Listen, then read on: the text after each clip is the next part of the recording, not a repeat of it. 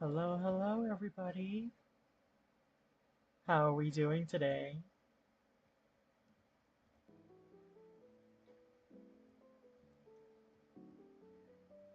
It's good to see everybody.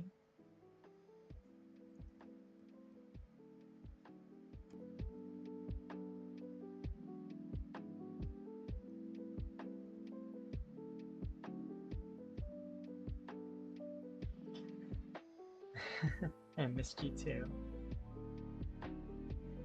All right. Yesterday's last unicorn chapters were a little bit heavy, so let me do a quick catch up for everybody. Nice little refresher.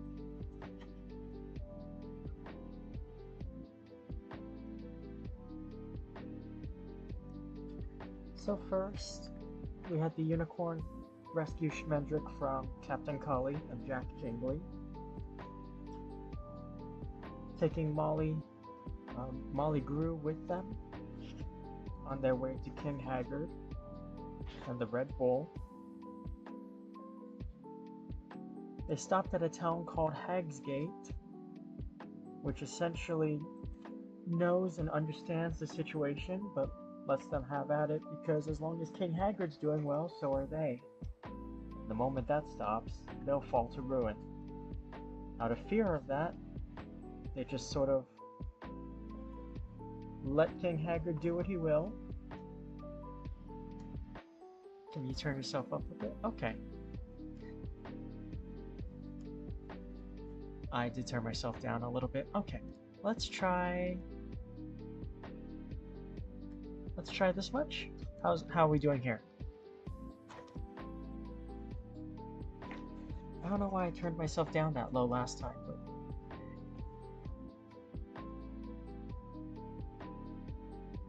here, let me turn myself up. That's not really turning myself up so much as raising the sound ceiling. So now this should be a little bit better. This should be a bit better, I think. I'm looking at the volume thing, and it looks like it's going pretty good now.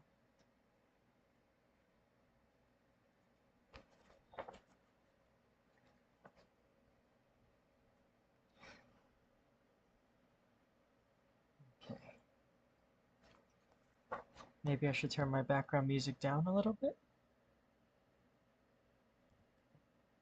Wait, is my background music not playing anymore? Oh, what the heck? Ah, there we go. That should be better. I'll turn that down, though. There we go. Okay, so at the town of Hagsgate, they encountered a few men led by one named Drin, and they basically understand that King Haggard is terrible, but as long as he's successful, so are they, because of the curse placed by the witch. There was a witch that cursed Haggard for not paying her for building his castle, and then cursed Hagsgate for not helping her. The town of Hagsgate has no children. And then, about 30 years ago, a child was found, and that is believed to be Prince Lear. Shortly after Schmendrick, the unicorn, and Molly left, Drin's men tried to chase them and attack them. But then the Red Bull attacked, and the Red Bull almost carted off the unicorn to King Haggard's castle. And to save her, Schmendrick turned her into a human woman.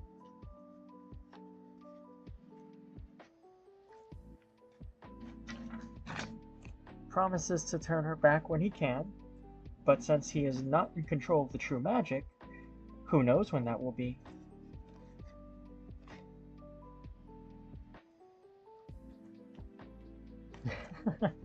Turned into a white girl. Yes.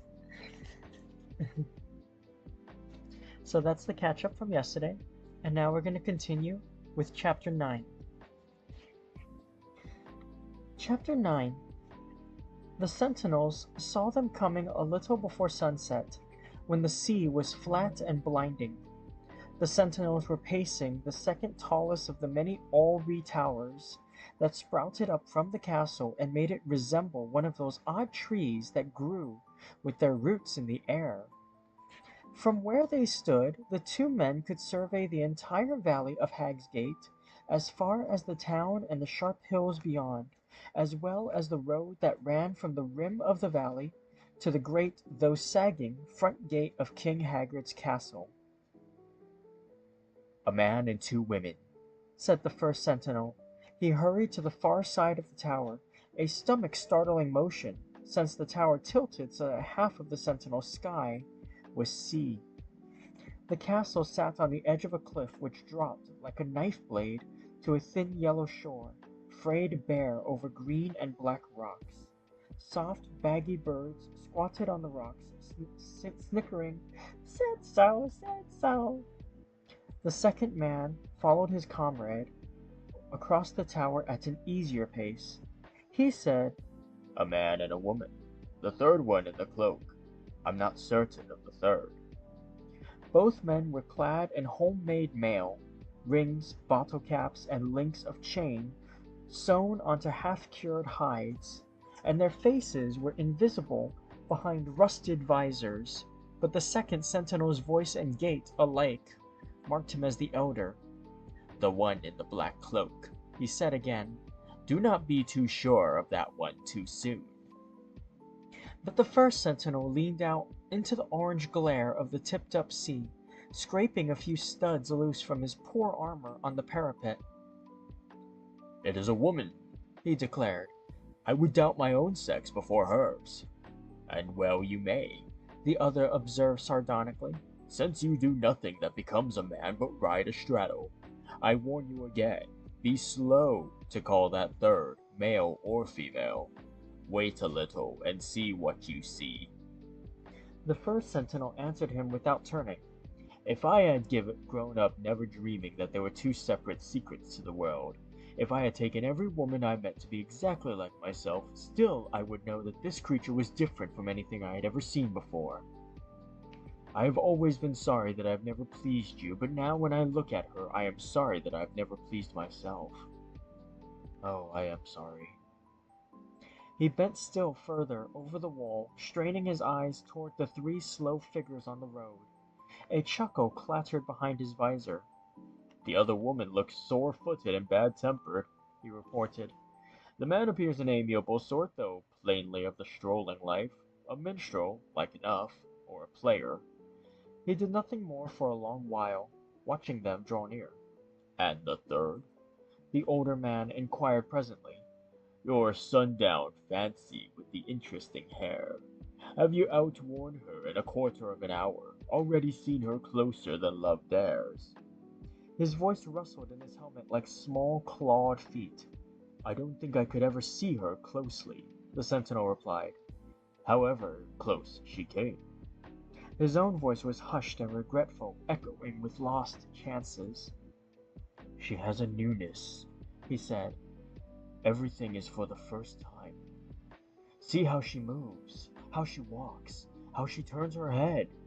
All for the first time. The first time anyone has ever done these things. See how she draws her breath and lets it go again as though no one else in the world knew that air was good. It is all for her. If I learned that she had been born this very morning, I would only be surprised that she was so old. The second sentinel stared down from his tower at the three wanderers. The tall man saw them first, and the next the dour woman.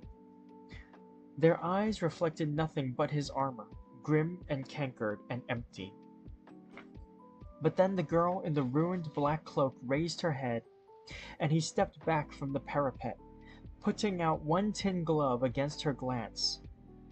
In a moment she passed into the shadow of the castle with her companions, and he lowered his hand. She may be mad, he said calmly. No grown girl looks like that unless she is mad.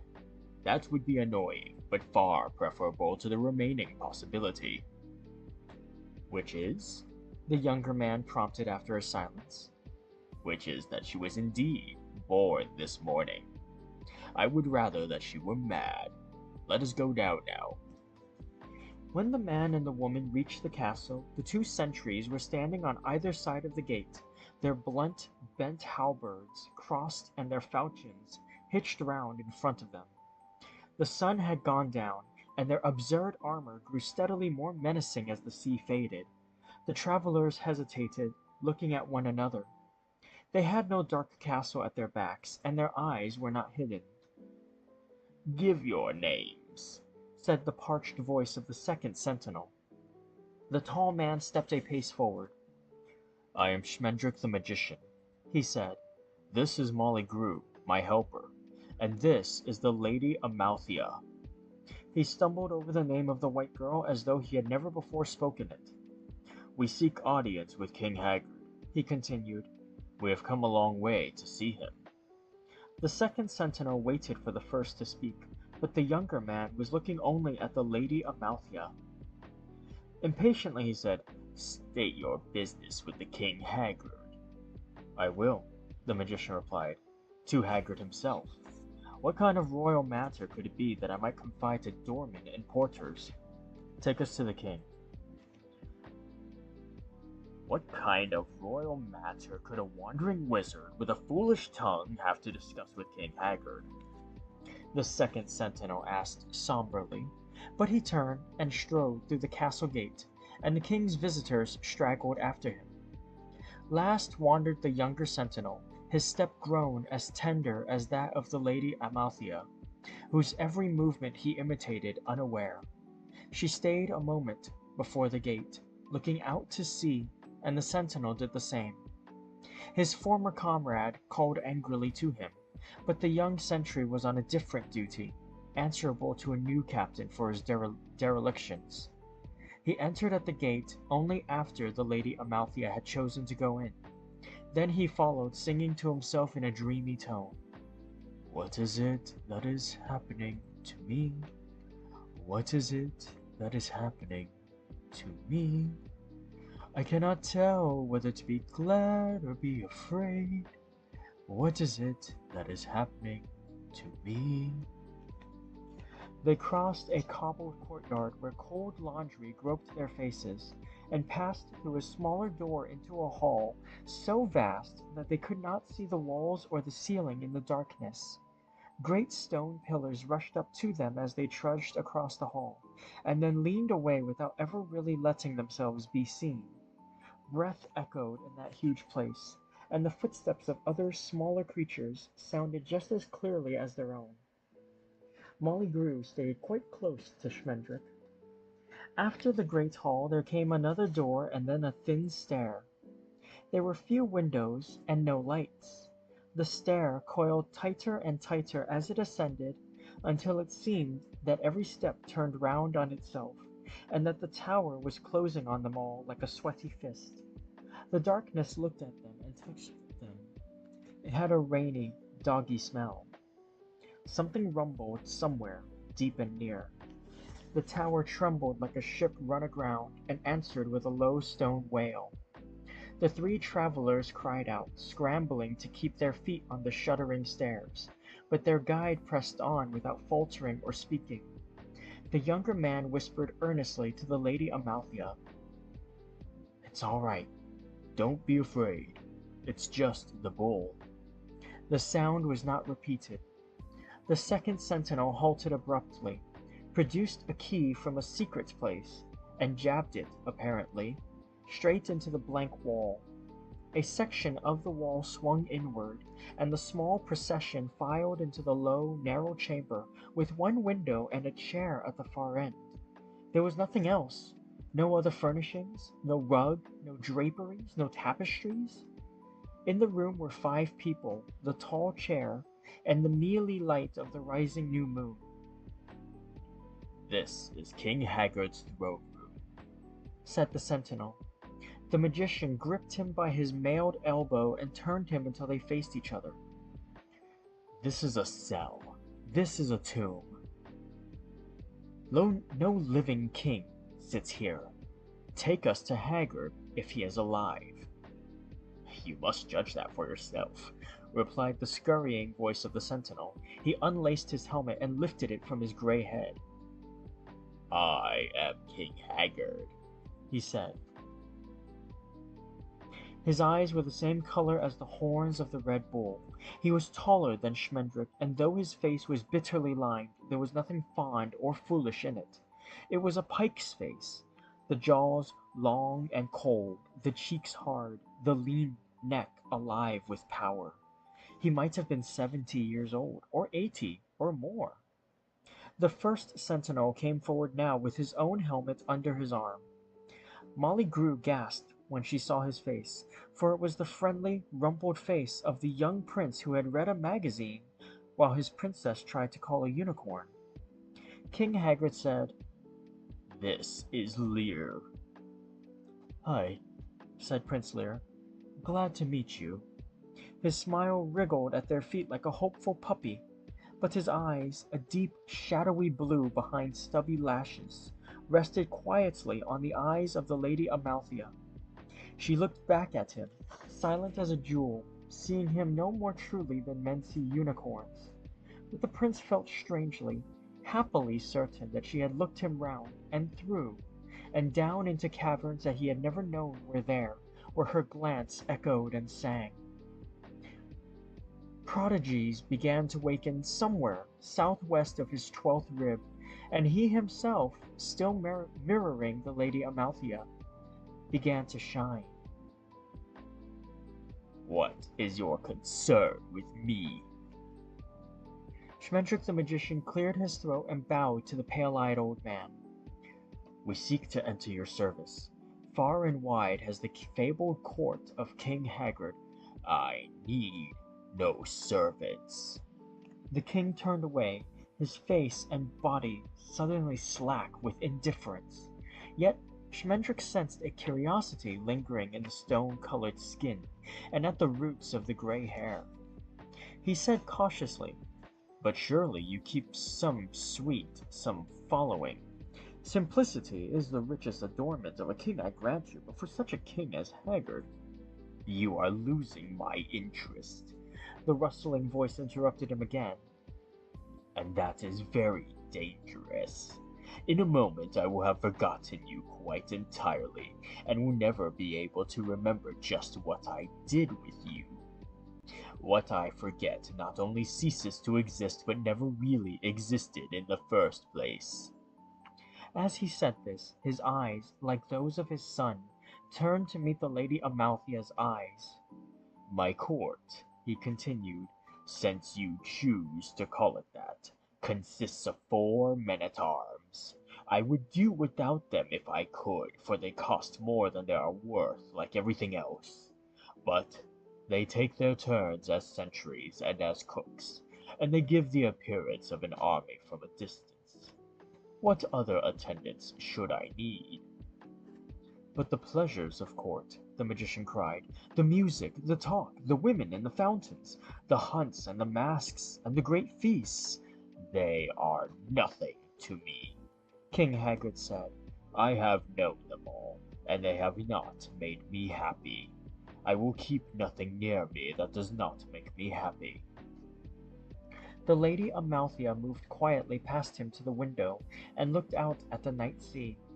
Schmendrick came about to catch the wind again and declared, I understand you perfectly. How weary, stale, flat, and unprofitable seem to you all the uses of this world. You are bored without bliss, satiated with sensation, jaded with jejune joys. It is a king's affliction, and therefore no one wants the services of a magician more than a king does, for only to a magician is the world forever fluid, infinitely mutable and eternally new. Only he knows the secrets of change. Only he knows truly that all things are crouched in eagerness to become something else. And it is from this universal tension that he draws his power. To a magician, March is May, snow is green, and grass is gray. This is that, or whatever you say. Get a magician today. He finished on one knee with both arms flung wide. King Haggard stepped nervously away from him, muttering, get up, you make my head hurt. Besides, I already have a royal magician. Schmendrick rose heavily to his feet, his face red and empty. You never said. What is his name? He is called Mabrook, King Haggard replied. I do not often speak of him. Even my men-at-arms do not know that he lives here in the castle. Mabrook is all that you have said a wizard should be, and much more than I doubt you dream of. He is known in his trade as the magician's magician. I can see no reason to replace him with some vagrant, nameless, clownish— but I can, Schmendrick broke in desperately. I can think of one reason, uttered by you yourself not a minute since. This marvelous Mabrook does not make you happy. Over the king's fierce face there fell a slow shadow of disappointment and betrayal. For a breath he looked like a bewildered young man. Why, no, that is true, King Haggard murmured. Mabrook's magic has not delighted me for a long time. How long has it been, I wonder? He clapped his hands briskly, crying out, Mabrook! Mabrook! Appear, Mabrook! I am here, said a deep voice from the far corner of the room. An old man in a dark spangled gown and a pointed spangled hat was standing there, and no one could say surely that he had not been standing there in plain sight since they entered the throne room. His beard and brows were white, and the cast of his face was mild and wise, but his eyes were as hard as hailstones. What does your majesty wish of me? Mabrook, King Haggard said, this gentleman is of your fraternity. His name is Schmendrick. The old wizard's icy eyes widened slightly, and he peered at the shabby man. Why, so it is, he exclaimed in seeming pleasure. Schmendrick, my dear boy, how nice to see you. You won't remember me, but I was a dear, dear friend of your tutor, dear old Nikos. He had such high hopes for you, the poor man. Well, well, this is a surprise. And are you really still in the profession? My, you're a determined fellow. I always say perseverance is 9/10 of any art. Not that it's much help to be 9/10 an artist, of course. But what can it be that brings you here? He has come to take your place. King Haggard's voice was flat and final. He is now my royal magician.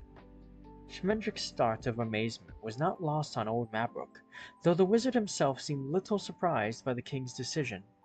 For a moment he obviously considered the worth of wrath, but instead he chose a tone of genial amusement. As your majesty wills it, now and always, he purred. But perhaps your majesty might be interested in learning a bit of the history of his new magician. I'm sure dear Schmendrick won't mind my mentioning that he is already something of a legend in the trade. Indeed, among adepts he is best remembered as Nico's folly. His charming and complete inability to master the simplest rune, his creative way with the most childish rhyme of theurgy, let alone. King Haggard made a thin motion with the edge of one hand, and Mabrook was suddenly silent. And there's an image here.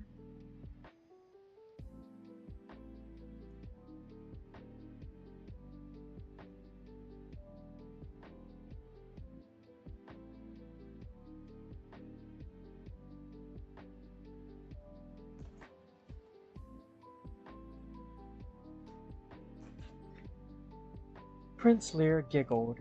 The king said, I do not need to be persuaded of his unfitness for the position. A single glance at him tells me that, as a glance makes it plain that you are one of the great wizards of the world. Mabrook swelled gently, fondling his glorious beard and wrinkling his benign brow. But that is also nothing to me, King Haggard went on. In the past you have performed whatever miracle I required of you, and all it has done has been to spoil my taste for miracles. No task is too vast for your powers, and yet, when the wonder is achieved and nothing has changed, it must be that great power cannot give me whatever it is that I really want. A master magician has not made me happy. I will see what an incompetent one can do. You may go, Mabrook. He nodded his head to dismiss the old wizard. Mabrook's semblance of affability vanished like a spark on snow, and with the same sound. His whole face became like his eyes. I am not packed off as easily as that, he said very softly.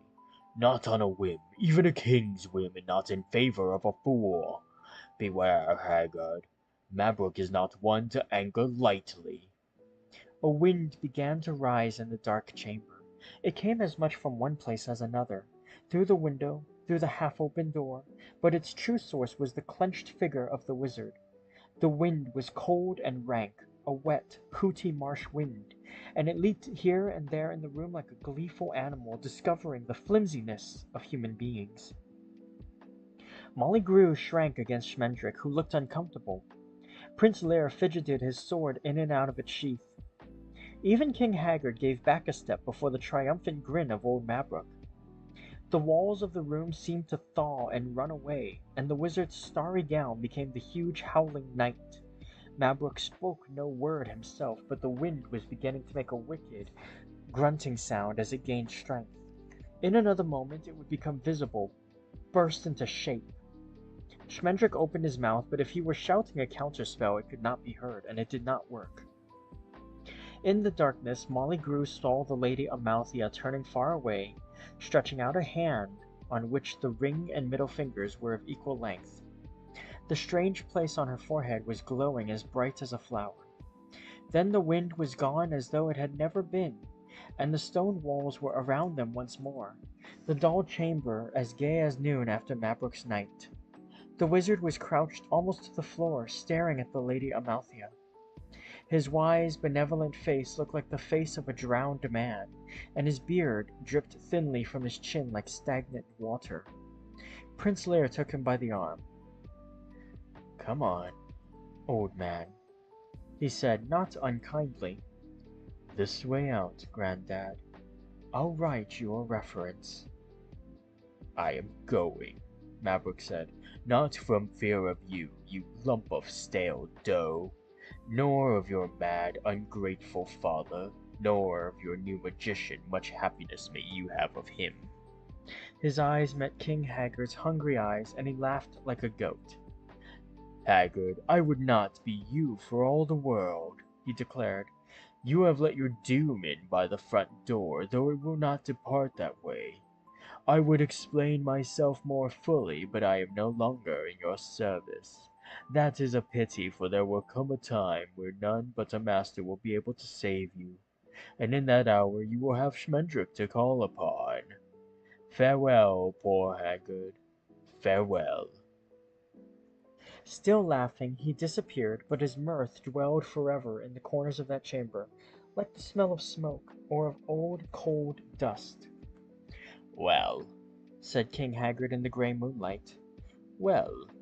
He came slowly toward Schmendrick and Molly, his feet silent, his head weaving almost playfully. Stand still, he commanded when they moved. I want to see your faces. His breath rasped like a knife on a grindstone as he peered from one of them to the other. Closer. He grumbled, squinting through the dark. Come closer, closer. I want to see you. Light to light, then, said Molly Grew. The calmness in her own voice frightened her more than the fury of the old wizard had. It is easy to be brave for her sake, she thought, but if I begin being brave on my own account, where will it end? I never liked lights, the king replied. What is the good of light? He turned from them, muttering to himself. One face is almost guileless, almost foolish, but not quite foolish enough. The other's a face like my face, and that must mean danger. Yet I saw all that at the gate. Why did I let them enter then? Maverick was right. I have grown old and daft and easy. Still, I see only haggard when I look in their eyes. Prince Lear stirred nervously as the king paced across the throne room toward Lady Amalthea. She was again gazing out of the window, and King Haggard had drawn very near before she wheeled swiftly, lowering her head in a curious manner. I will not touch you, he said, and she stood still. Why do you linger at the window? He demanded. Why? What are you looking at? I am looking at the sea, said the Lady Amalthea. Her voice was low and tremorous, not with fear but with life, as a new butterfly shivers in the sun.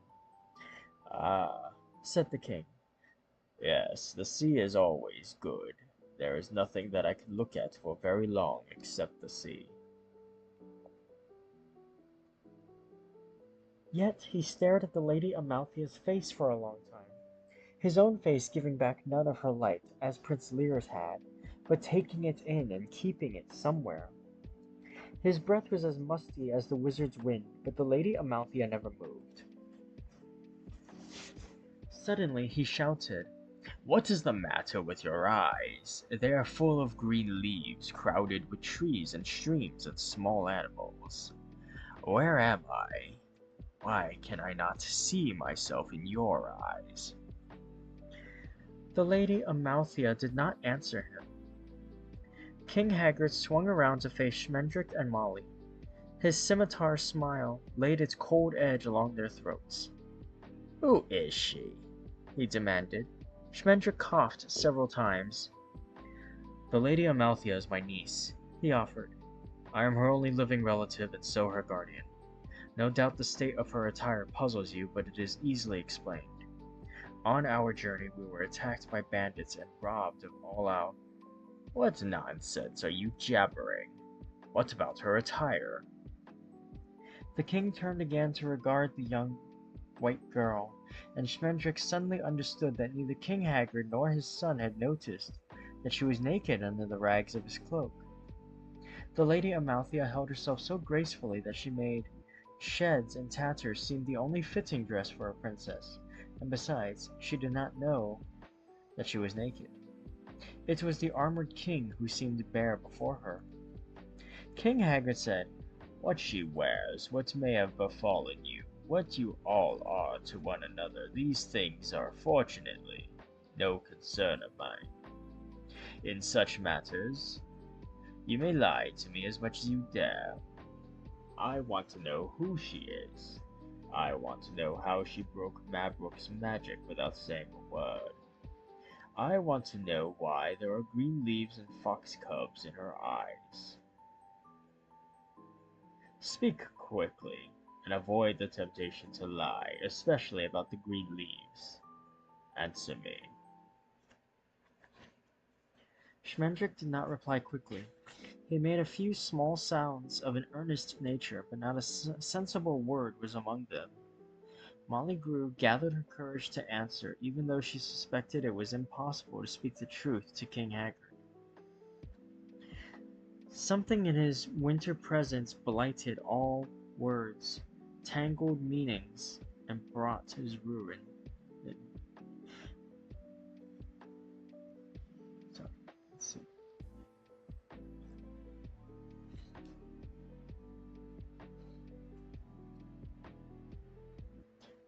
Still, she would have spoken, but another voice was heard in the gloomy chamber, the light, kind, silly voice of the young Prince Lear.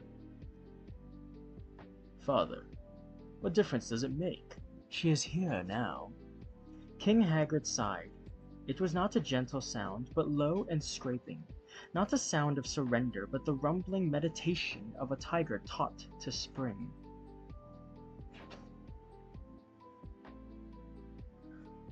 Of course, you are right, he said. She is here. They're all here, and whether they mean my doom or not, I will look at them for a while. A pleasant air of disaster attends them. Perhaps that is what I want. To Schmendrick, he said curtly, As my magician, you will entertain me when I wish to be entertained. In manners variously profound and frivolous, you will be expected to know when you are required and in what guise, for I cannot be forever identifying my moods and desires for your benefit. You will receive no wages, since that is certainly not what you came here for. As for your drab, your assistant, whatever you choose to call her, she will serve me also if she wishes to remain in my castle. From this evening she is cook and maid-servant together, scrub-woman and scullery-maid as well. He paused, seemingly waiting for Molly to protest, but she only nodded. The moon had moved away from the window, but Prince Lear could see that the dark room was no darker for that. The cool brightness of the Lady Amalthea grew more slowly than had Mabrook's wind, but the prince understood quite well that it was far more dangerous. He wanted to write poems by that light, and he had never wanted to write poems before. You may come and go as you please, said King Haggard to the Lady Amalthea.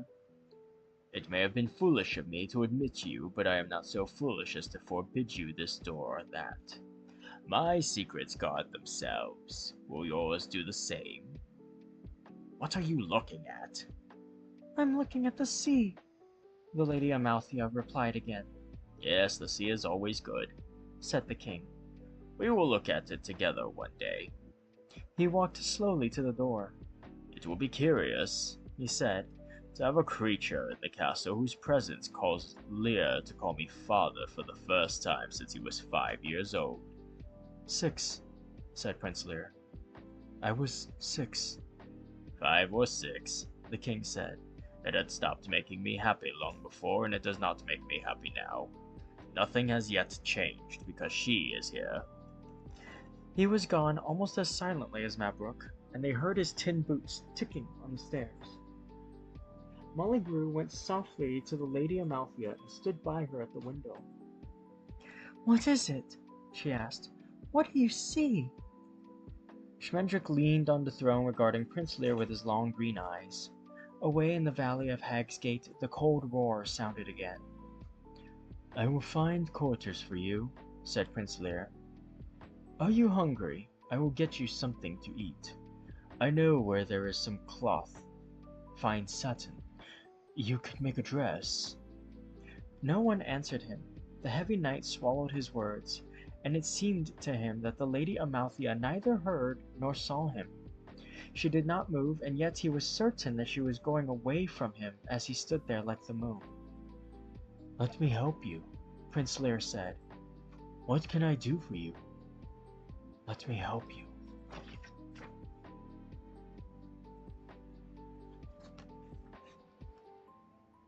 Chapter 10. What can I do for you? Prince Lear asked. Nothing very much just now, Molly Grew said. The water was all I needed, unless you want to peel the potatoes, which would be all right with me. No, I didn't mean that. I mean, yes, I will if you want me to, but I was talking to her. I mean, when I talk to her, that's what I keep asking. Sit down and peel me a few potatoes, Molly said. It'll give you something to do with your hands. They were in the scullery, a dank little room smelling strongly of rotting turnips and fermenting beets. A dozen earthenware dishes were piled in one corner, and a very small fire was shivering under a tripod, trying to boil a large pot of gray water. Molly sat at a rude table which was covered with potatoes, leeks, onions, peppers, carrots, and other vegetables, most of them limp and spotty. Prince Lear stood before her, rocking slowly along his feet and twisting his big, soft fingers together. I killed another dragon this morning, he said presently. That's nice, Molly answered. That's fine. How many does that make now? 5. This one was smaller than the others, but it really gave me more trouble. I couldn't get near it on foot, so I had to go in with a lance, and my horse got pretty badly burned. It was funny about the horse. Molly interrupted him. Sit down, Your Highness, and stop doing that. I start to twitch all over just watching you. Prince Lear sat down opposite her. He drew a dagger from his belt and moodily began peeling potatoes. Molly regarded him with a slight, slow smile. I brought her the head, he said. She was in her chamber, as she usually is. I dragged that head all the way up the stairs to lay it at her feet. He sighed and nicked his finger with the dagger. Damn! I didn't mind that. All the way up the stairs it was a dragon's head, the proudest gift anyone can give anyone. But when she looked at it, suddenly it became a sad, battered mess of scales and horns, gristly tongue, bloody eyes. I felt like some country butcher who had brought his lass a nice chunk of fresh meat as a token of his love. And then she looked at me, and I was sorry I had killed the thing. Sorry for killing a dragon. He slashed at a rubbery potato and wounded himself again. Cut away from yourself, not toward, Molly advised him. You know, I really think you could stop slaying dragons for the Lady Amalthea. If 5 of them hasn't moved her, one more isn't likely to do it. Try something else. But what's left on earth that I haven't tried? Prince Lear demanded. I have swum 4 rivers, each in full flood and none less than a mile wide. I've climbed 7 mountains never before climbed, slept 3 nights in the marsh of the Hanged Men, and walked alive out to that forest where the flowers burn your eyes and the nightingales sing poison. I have ended my betrothal to the princess I had agreed to marry, and if you don't think that was a heroic deed, you don't know her mother. I have vanquished exactly 15 black knights waiting by 15 fords in their black pavilions, challenging all who come to cross, and have long since lost count of the witches in the thorny woods, the giants, the demons disguised as damsels, the glass hills, fatal riddles, and terrible tasks, the magic apples, rings, lamps, potions, swords, cloaks, boots, neckties, and nightcaps. Not to mention the winged horses, the basilisks, and sea serpents, and all the rest of the livestock. He raised his head, and the dark blue eyes were confused and sad. And all for nothing, he said. I cannot touch her, whatever I do. For her sake I have become a hero. I, Sleepy Lear, my father's sport and shame, but I might just as well have remained the dull fool I was. My great deeds mean nothing to her. Molly took up her own knife and began to slice the peppers. Then perhaps the Lady Amalthea is not to be won by great deeds. The prince stared at her, frowning in puzzlement. Is there another way to win a maiden? He asked earnestly. Molly, do you know another way? Will you tell it to me? He leaned across the table to seize her hand. I like being brave well enough, but I will be a lazy coward again if you think that would be better. The sight of her makes me want to do battle with all evil and ugliness, but it also makes me want to sit still and be unhappy. What should I do, Molly? I don't know, she said, suddenly embarrassed. Kindness, courtesy, good works, that kind of thing. A good sense of humor. A small copper and ashes cat with a crooked ear jumped into her lap, purring thunderously and leaning against her hand. Hoping to change the subject, she asked, "What about your horse? What was funny?" But Prince Lear was staring at the little cat with the crooked ear. Where did he come from? Is he yours? "No," Molly said. "I just feed him, and hold him sometimes." She stroked the cat's thin throat and it closed its eyes. "I thought he lived here." The prince shook his head. My father hates cats. He says that there is no such thing as a cat. It is just a shape that all manner of imps, hobs, and devilkins like to put on, to gain easy entrance into the homes of men. He would kill it if he knew you had it here. "What about the horse?" Molly asked. Prince Lear's face grew glum again. That was strange. When she took no delight in the gift itself, I thought she might be interested to hear how it was won. So I told her about the view and the charge, about the hissing and the naked wings and the way dragons smell, especially on a rainy morning, and the way the black blood jumped at the point of my lance. But she heard none of it, not a word, until I spoke of the rush of fire that nearly burned my poor horse's legs from under him. Then she came back from wherever she goes when I talked to her, and she said that she must go and see my horse. So I led her to the stable where the poor brute stood crying with the pain, and she put her hand on him, on his legs, and he stopped moaning. That's a terrible sound they make when they're really hurt. When they stop, it's like a song. The prince's dagger lay glittering among the potatoes. Outside, great gusts of wind growled round and round the castle walls, but those in the scullery could only hear it, for there was not a single window in the cold room. Nor was there any light except for the meager glow of the cooking fire. It made the cat dozing in Molly's lap look like a heap of autumn leaves. "And what happened then?" she asked, "when the Lady Amalthea touched your horse?" Nothing happened. Nothing at all. Prince Lear suddenly seemed to become angry. He slammed his hand down on the table, and leeks and lentils leaped in all directions. Did you expect something to happen? She did.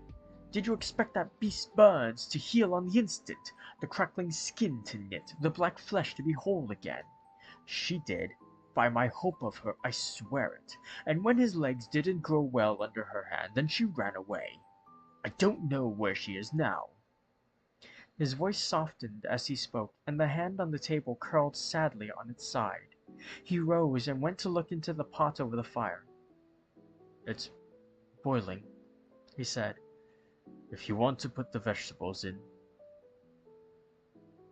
She wept when my horse's legs did not heal. I heard her weeping, and yet there were no tears in her eyes when she ran away. Everything else was there, but no tears. Molly put the cat gently on the floor and began gathering the venerable vegetables for the pot. Prince Lear watched her as she moved back and forth around the table and across the dewy floor. She was singing, "If I danced with my feet as I dance in my dreaming, as graceful and gleaming as deathly skies, oh, that would be sweet, but then would I hunger to be 10 years younger, or wedded, or wise." The prince said, "Who is she, Molly? What kind of woman is it who believes, who knows, for I saw her face, that she can cure wounds with a touch, and who weeps without tears?" Molly went on about her work, still humming to herself. "Any woman can weep without tears," she answered over her shoulder, "and most can heal with their hands. It depends on the wound. She is a woman, your highness, and that's riddle enough." But the prince stood up to bar her way, and she stopped, her apron full of herbs and her hair trailing into her eyes. Prince Lear's face bent toward her, older by 5 dragons, but handsome and silly still. He said, "You sing. My father sets you to the weariest work there is to do, and still you sing. There's never been singing in this castle, or cats, or the smell of good cooking. It is the Lady Amalthea who causes this, as she causes me to ride out in the morning seeking danger." "I was always a fair cook," Molly said mildly, "living in the greenwood with Cully and his men for 17 years. Prince Lear continued as though she had not spoken. I want to serve her as you do, to help her find whatever she has come here to find. I wish to be whatever she has most need of. Tell her so. Will you tell her so? Even as he spoke, a soundless step sounded in his eyes, and the sigh of a satin gown troubled his face. The Lady Amalthea stood in the hallway, in the doorway. A season in King Hagrid's chill domain had not dimmed or darkened her. Rather, the winter had sharpened her beauty until it invaded the beholder like a barbed arrow that could not be withdrawn. Her white hair was caught up with a blue ribbon, and her gown was lilac. It did not fit her well. Molly Grew was an indifferent seamstress, and satin made her nervous. But the Lady Amalthea seemed more lovely for the poor work, for the cold stones and the smell of turnips. There was rain in her hair. Prince Lear bowed to her, a quick, crooked bow as though someone had hit him in the stomach. My lady, he mumbled, you really should cover your head when you go out, this weather. The Lady Amalthea sat down at the table, and the little autumn-colored cat immediately sprang up before her, purring swiftly and very softly. She put out her hand, but the cat slid away, still purring. He did not appear frightened, but he would not let her touch his rusty fur. The Lady Amalthea beckoned, and the cat wriggled all over like a dog, but he would not come near. Prince Lear said hoarsely, I must go. There is an ogre of some sort devouring village maidens 2 days' ride from here. It is said that he can be slain only by one who wields the great axe of Duke Alban. Unfortunately, Duke Alban himself was one of the first consumed. He was dressed as a village maiden at the time to deceive the monster, and there is little doubt who holds the great axe now. If I do not return, think of me. Farewell. Farewell, your highness, Molly said. The prince bowed again and left the scullery on his noble errand. He looked back only once. You're cruel to him, Molly said. The Lady Amalthea did not look up. She was offering her open palm to the crook-eared cat, but he stayed where he was, shivering with the desire to go to her. Cruel? She asked. How can I be cruel? That is for mortals.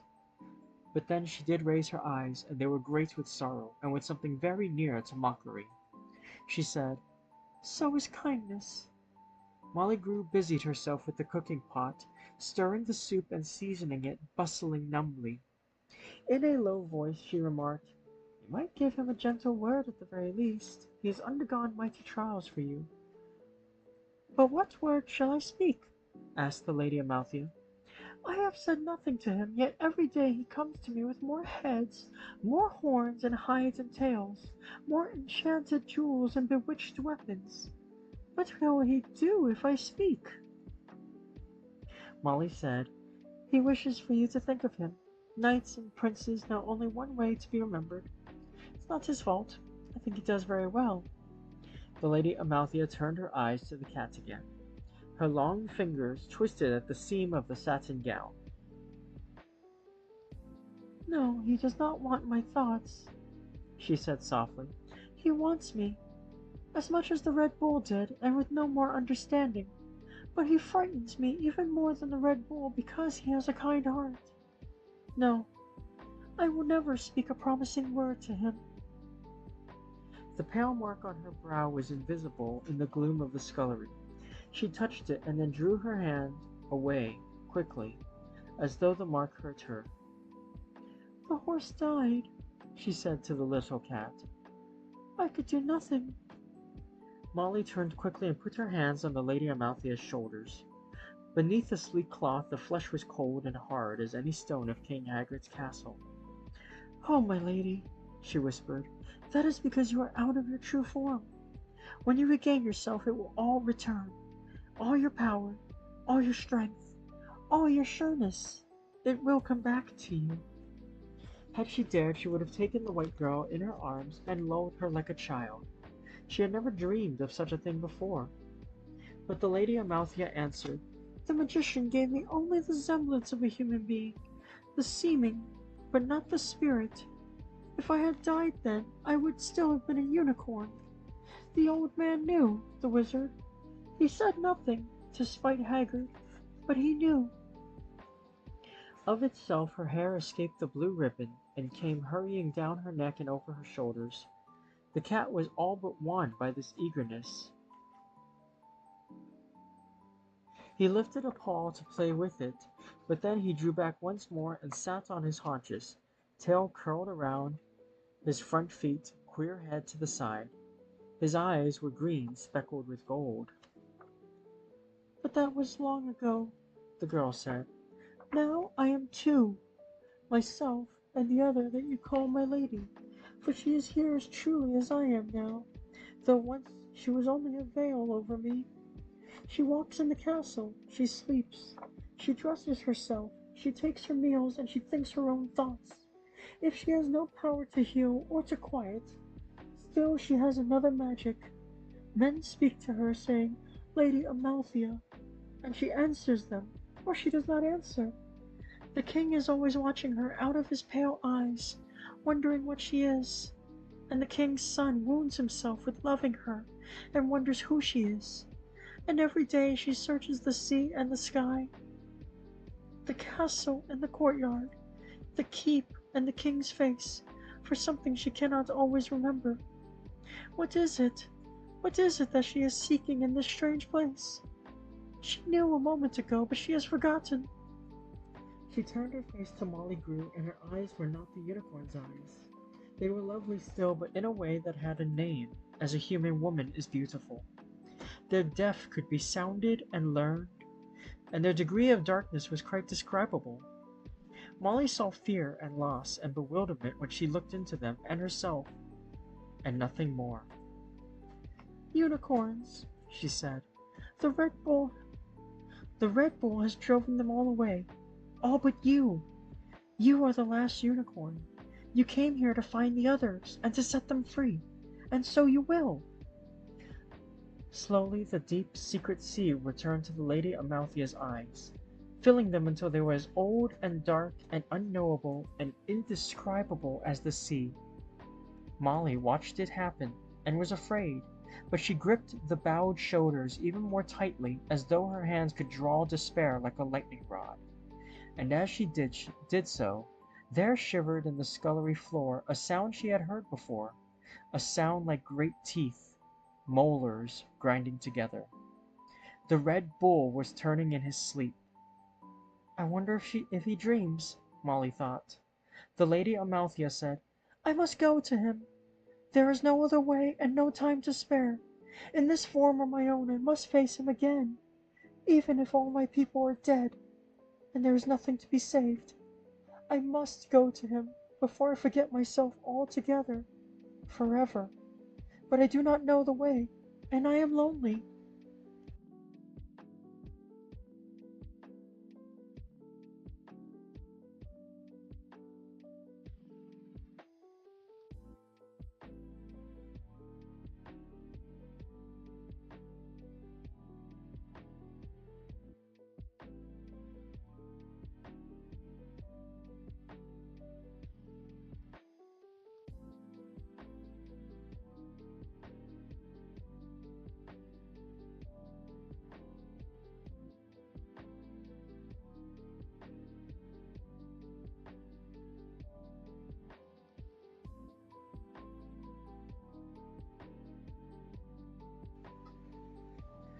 The little cat switched his tail and made an odd sound that was neither a meow nor a purr. "I will go with you," Molly said. "I don't know the way down to the bowl either, but there must be one. Schmendrick will come too. He'll make the way for us if we can't find it." "I hope for no help from the magician," the Lady Amalthea replied disdainfully. "I see him every day playing the fool for King Haggard, amusing him by his failures, by blundering at even the most trifling trick. He says that it is all he can do until his power speaks in him again. But it never will. He is no magician now, but the king's clown." Molly's face suddenly hurt her, and she turned away to inspect the soup again. Answering past a sharpness in her throat, she said, "He's doing it for you. While you brood and mope and become someone else, he jigs and jests for Haggard. diverting him so that you may have time to find your folk if they are to be found. But it cannot but be long before the king tires of him, as he tires of all things, and casts him down to his dungeons or some place darker. You do wrong to mock him." Her voice was a child's thin, sad mumble. She said, "But that will never happen to you. Everyone loves you." They had a moment to look at each other, the two women, the one fair and foreign in the cold, low room, the other appearing quite at home in such surroundings, an angry little beetle with her own kitchen beauty. Then they heard boots scraping, armor clicking, and the gusty voices of old men. King Haggard's 4 men-at-arms came trooping into the scullery. They were all at least 70 years old, gaunt and limping, fragile as crusted snow, but all clad from head to foot in King Haggard's miserly mail and bearing his wry weapons. They entered, hailing Molly Grew cheerfully and asking what she had made for their supper. But at the sight of the Lady Amalthea, all 4 became very quiet and bowed deep bows that made them gasp. "My lady," said the oldest of the men, "command your servants. We are used men, spent men. But if you would see miracles, you have only to request the impossible of us. We will become young again if you wish it so." His 3 comrades muttered their agreement, but the Lady Amalthea whispered in answer, "No, no, you will never be young again."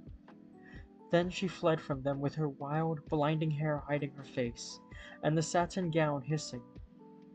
"How wise she is," the oldest man-at-arms declared. "She understands that not even her beauty can do battle with time. It is a rare, sad wisdom for one so young. That soup smells delicious, Molly." "Smells too savory for this place," a second man grumbled as they all sat down around the table. "Haggard hates good food. He says that no meal is good enough to justify all the money and effort wasted in preparing it." "It is an illusion," says he, "and an expense. Live as I do, undeceived." "Bruh." He shuddered and grimaced, and the others laughed. "To live like Haggard," said another man-at-arms as Molly spooned the steaming soup into his bowl. "That'll be my fate in the next world if I don't behave myself in this one." "Why do you stay in his service, then?" Molly demanded. She sat down with them and rested her chin on her hands. "He pays you no wages," she said, "and he feeds you as little as he dares. He sends you out in the worst weather to steal for him in Hagsgate, for he never spends a penny of the wealth in his storage room. He forbids everything, from lights to lutes, from fires to fairs and singing to sinning, from books and beer and talk of spring to games you play with bits of string. Why not leave him? What in the world is there to keep you here?" The 4 old men looked nervously at one another, coughing and sighing. The first one said, "It is our age. Where else could we go? We are too old to be wandering the roads, looking for work and shelter." "It is our age," said the second man-at-arms. "When you're old, anything that does not disturb you is a comfort. Cold and darkness and boredom long ago lost their sharp edges for us, but warmth, singing, spring, no, they would all be disturbances. There are worse things than living like Haggard." The third man said, "Haggard's older than we are. In time, Prince Lear will be king of this country, and I will not leave the world until I have seen that day. I've always been fond of the boy since he was small." Molly found that she was not hungry. She looked around at the faces of the old men and listened to the sounds their seamy lips and shrunken throats made as they drank her soup, and she was suddenly glad that King Haggard always had his meals alone.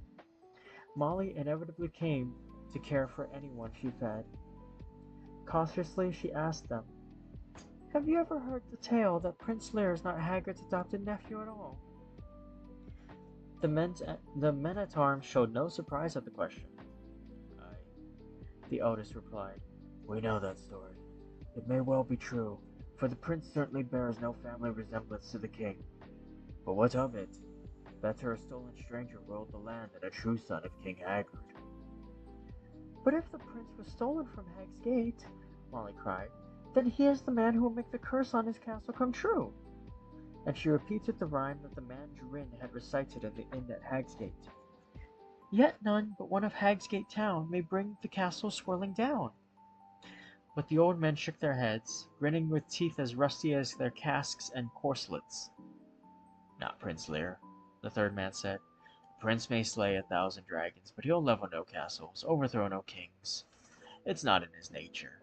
He is a dutiful son who seeks, alas, only to be worthy of the man he calls his father. Not Prince Lear. The rhyme must speak of some other.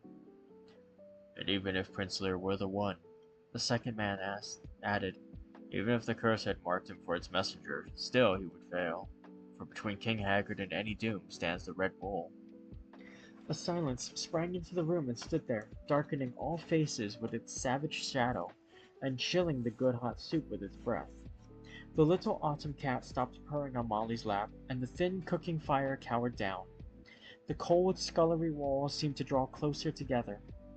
The fourth man-at-arms, who had not spoken before, called across the dark to Molly Grew. There is the true reason that we stay in Haggard's employ. He does not wish us to leave, and what King Haggard wishes or does not wish is the only concern of the Red Bull. We are Haggard's minions, but we are the Red Bull's prisoners. Molly's hand was steady as she stroked the cat, but her voice was pinched and dry when she spoke. What is the Red Bull to King Haggard? It was the oldest man-at-arms who answered. We do not know. The bull has always been here. It serves Haggard as his army and his bulwark. It is his strength and the source of his strength. And it must be his one companion as well, for I am sure he descends to its lair at times, down some secret stair. But whether it obeys Haggard from choice or compulsion, and whether the bull or the king is the master, that we have never known. The fourth man, who was the youngest, leaned toward Molly Grew, his pink, wet eyes suddenly eager.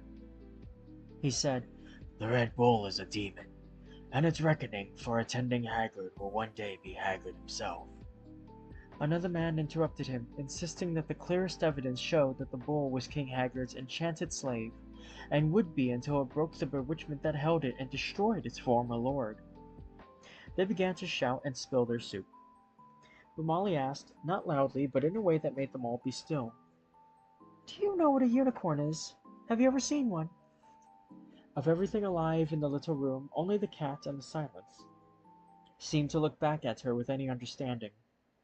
The four men blinked and belched and rubbed their eyes. Deep, restless. The sleeping bull stirred again.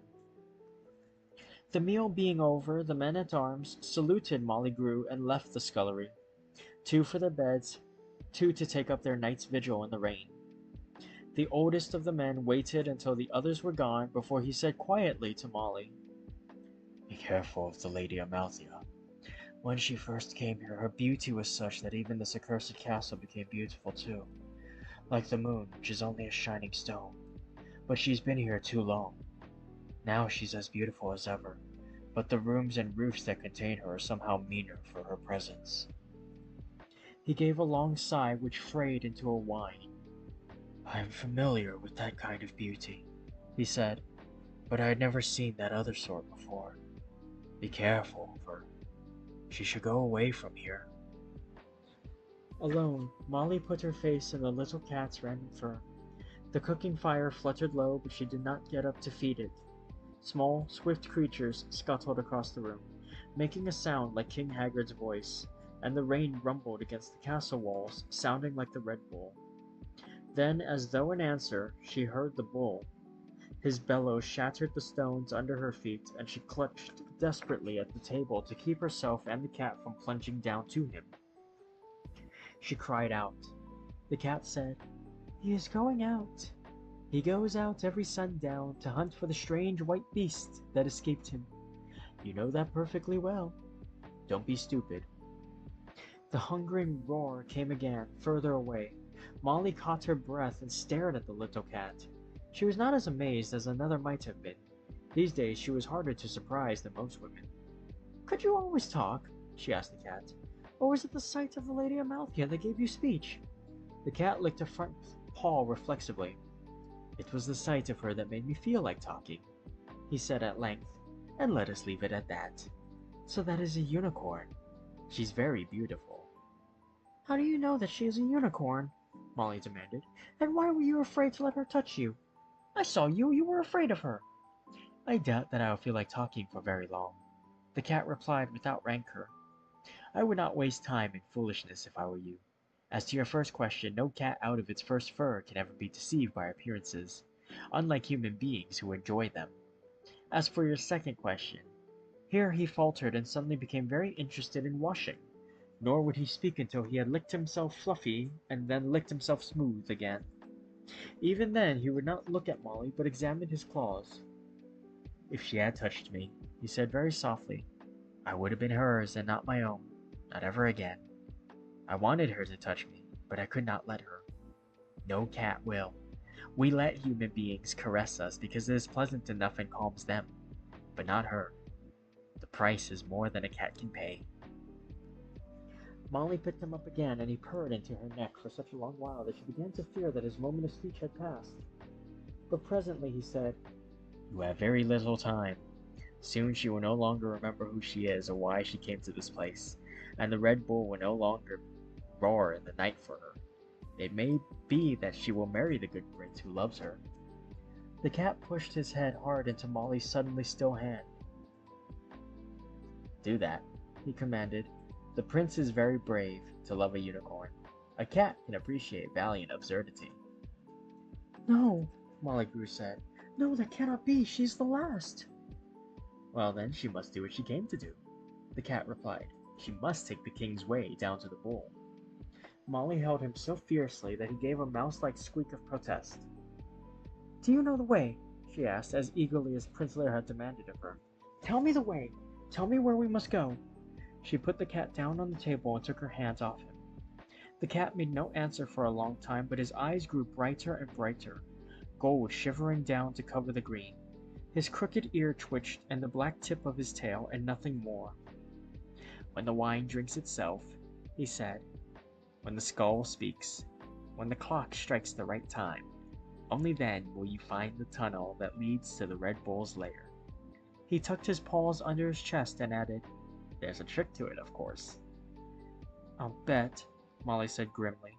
"There's a horrible, crumbly old skull stuck up high on a pillar in the great hall, but it hasn't had anything to say for some time.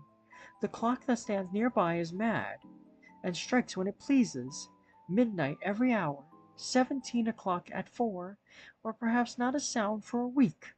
And the wine, oh, cat, wouldn't it be simpler just to show me the tunnel? You know where it is, don't you?" "Of course I know," answered the cat with a glinting, curling yawn. "Of course it would be simpler for me to show you. Save a lot of time and trouble." His voice was becoming a sleepy drawl, and Molly realized that, like King Haggard himself, he was losing interest. Quickly, she asked him, "Tell me one thing, then. What became of the unicorns? Where are they?" The cat yawned again. "Near and far, far and near," he murmured. "They're within sight of your lady's eyes, but almost out of reach of her memory. They're coming closer, and they're going away." He closed his eyes. Molly's breath came like rope, fretting against her harsh throat. "Damn you, why won't you help me?" she cried. "Why must you always speak in riddles?" One eye opened slowly, green and gold as sunlight in the woods. The cat said, "I am what I am. I would tell you what you want to know if I could, for you have been kind to me, but I am a cat, and no cat anywhere ever gave anyone a straight answer." His last few words drowsed away into a deep, regular purr, and he was asleep with the one eye partially open. Molly held him on her lap and stroked him, and he purred in his sleep, but he did not speak again. That takes us to the end of chapter 10. We have one more chapter, but give me a moment. I will be right back.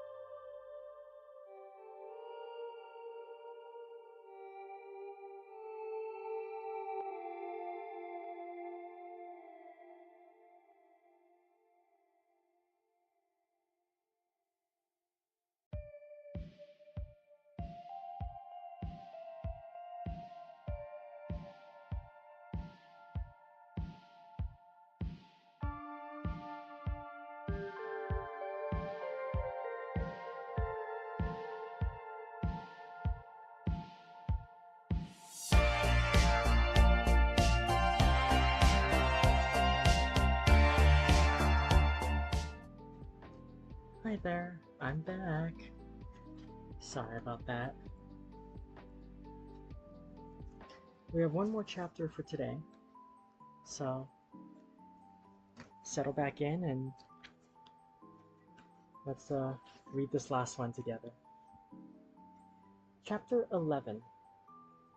Prince Lear came home 3 days after he set out to slay the maiden-fancying ogre, with the great axe of Duke Alban slung behind him, and the ogre's head bumping at his saddle-bow. He offered neither prize to the Lady Amalthea, nor did he rush to find her with the monster's blood still brown on his hands. He had made up his mind, as he explained to Molly Grew in the scullery that evening, never more to trouble the Lady Amalthea with his attentions, but to live quietly in the thought of her, serving her ardently until his lonely death, but seeking neither her company, or her admiration, or her love.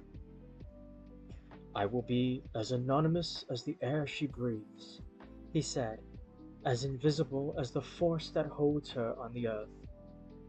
Thinking about it for a little, he added, "I may write a poem for her now and then and slip it under her door, or just leave it somewhere for her to chance upon. But I won't ever sign the poem." "It's very noble," Molly said. She felt relieved that the prince was giving up his courtship, and amused as well, and somewhat sad. "Girls like poems better than dead dragons and magic swords," she offered.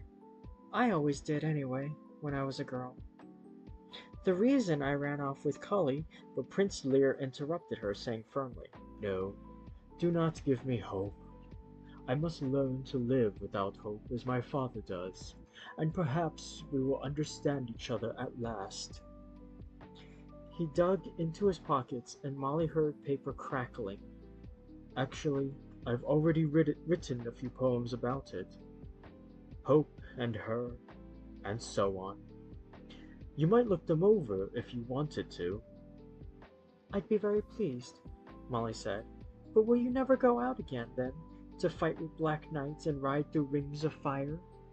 The words were meant teasingly, but she found as she spoke that she would have been a little sorry if it were so, for his adventures had made him much handsomer and taken off a lot of weight, and given him besides a hint of the musky fragrance of death that clings to all heroes. But the prince shook his head, looking almost embarrassed. "Oh, I suppose I'll keep my hand in," he muttered, "but it wouldn't be for the show of it, or for her to find out. It was like that at first, but you get into the habit of rescuing people, breaking enchantments, challenging the wicked duke in fair combat. It's hard to give up being a hero once you get used to it. Do you like the first poem?" "It certainly has a lot of feeling," she said. "Can you really rhyme bloomed and ruined?" "It needs a bit of smoothing out," Prince Lear admitted. "Miracle's the word I'm worried about." "I was wondering about grackle myself." "Note the spelling. Is it one R and two L's, or the other way around?" "One R anyway, I think," Molly said. "Schmendrick," for the magician had just stooped through the doorway, "how many R's in miracle?" "Two," he answered wearily. "It has the same root as mirror." Molly ladled him out a bowl of broth, and he sat down at the table. His eyes were hard and cloudy as jade, and one of the lids was twitching. "I can't do this very much longer," he said slowly. "It isn't this horrible place, and it isn't having to be listening for him all the time. I'm getting rather good at that. It's the wretched cheapjack flummery he has me perform for him. Hours on end, all night last night. I wouldn't mind if he asked for the real magic, or even for simple conjuring, but it's always the rings and the goldfish, the cards and the scarves and the string, exactly as it was in the Midnight Carnival. I can't do it. Not much more." "But that was what he wanted you for," Molly protested. "If he wanted real magic, he'd have kept the old magician, that Mabrook." Schmendrick raised his head and gave her a look that was almost amused. "I didn't mean it like that," she said. Besides, it's only for a little while, until we find the way to the Red Bull that the cat told me about. She lowered her voice to a whisper as she spoke this last, and both of them glanced quickly over at Prince Lear. But he was sitting on a stool at the corner, evidently writing another poem. Gazelle, he murmured, tapping his pen against his lips. Demoiselle, citadelle, asphodel, philomel, parallel. He chose farewell and scribbled rapidly. We will never find the way, Schmendrick said very quietly. Even if the cat told the truth, which I doubt, Hagrid will make sure we never have time to investigate the skull and the clock. Why do you suppose he piles more work on you every day if not to keep you from prowling and prying in the Great Hall? Why do you think he keeps me entertaining him with my carnival tricks? Why do you think he took me as his wizard in the first place? Molly, he knows, I'm sure of it. He knows what she is, though he doesn't quite believe it yet. But when he does, he'll know what to do. He knows. I see it in his face sometimes. The lift of longing and the crash of loss, Prince Lear said. The bitterness of Tumpty-umpty-oss. Cross, moss, moss. Damn. Schmendrick leaned across the table. We can't stay here and wait for him to strike. The only hope we have is to escape at night. By sea, perhaps, if I can lay hold of a boat somewhere. The men-at-arms will look the other way, and the gate... But the others! She cried softly. How can we leave when she has come so far to find the other unicorns and we know they're here? Yet one small, tender, treacherous part of her was suddenly eager to be convinced of the quest's failure, and she knew it.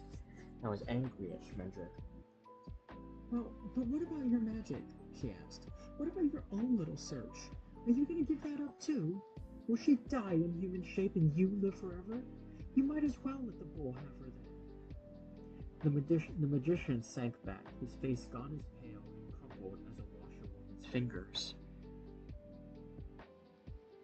It doesn't really matter, one way or the other, he said, almost to himself. She's no unicorn now, but a mortal woman. Someone for that lout to sigh over and write poems about. Maybe Hagrid won't find her out after all. She'll be his daughter and he'll never know. That's funny.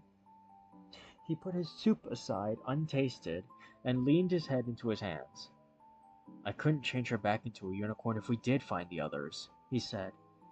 There's no magic in me. Schmendrick, she began, but at that moment he jumped to his feet and rushed out of the scullery, though she had not heard the king summon him.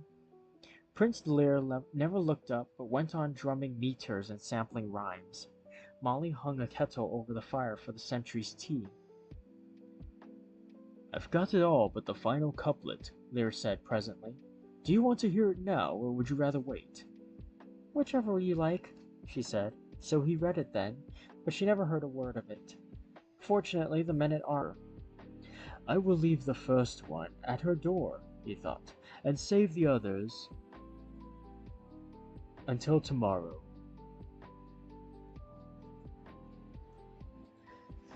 He was debating his original decision against signing his work and playing with such pen names as the Knight of the Shadows and Le Chevalier Malem, when he turned a corner and met the Lady Amalthea. She was coming down quickly in the dark, and when she saw him she made a strange, bleating sound and stood still, 3 steps above him. She wore a robe that one of the king's men had stolen for her in Hagsgate. Her hair was down, and her feet were bare, and the sight of her on the stairs sent such sorrow licking along Prince Lear's bones that he dropped his poems and his pretenses together and actually turned to run. But he was a hero in all ways, and he turned bravely back to face her, saying in a calm and courtly manner, Give you good evening, my lady. The Lady Amalthea stared at him through the gloom, putting out a hand but drawing it back before she touched him. Who are you? She whispered. Are you Rook? I'm Lear, he answered, suddenly frightened. Don't you know me? But she backed away, and it seemed to the prince that her steps were as flowing as an animal's, and if she even lowered her head in the way of a goat or a deer. He said, "I'm Lear." "The old woman," said the Lady Amalthea. "The moon went out." "Ah!" She shivered once, and then her eyes recognized him, but all her body was still wild and watchful, and she came no nearer to him. "You were dreaming, my lady," he said, finding knightly speech again. "I would that I might know your dream." "I have dreamed it before," she answered slowly. "I was in a cage, and there were others, beasts in cages, and an old woman. But I will not trouble you, my lord prince. I have dreamed it many times before." She would have left him then, but he spoke to her in a voice that only heroes have, as many animals develop a certain call when they become mothers. "A dream that returns so often is like to be a messenger, come to warn you of the future, or to remind you of things untimely forgotten. Say more of this if you will, and I will try to riddle it for you."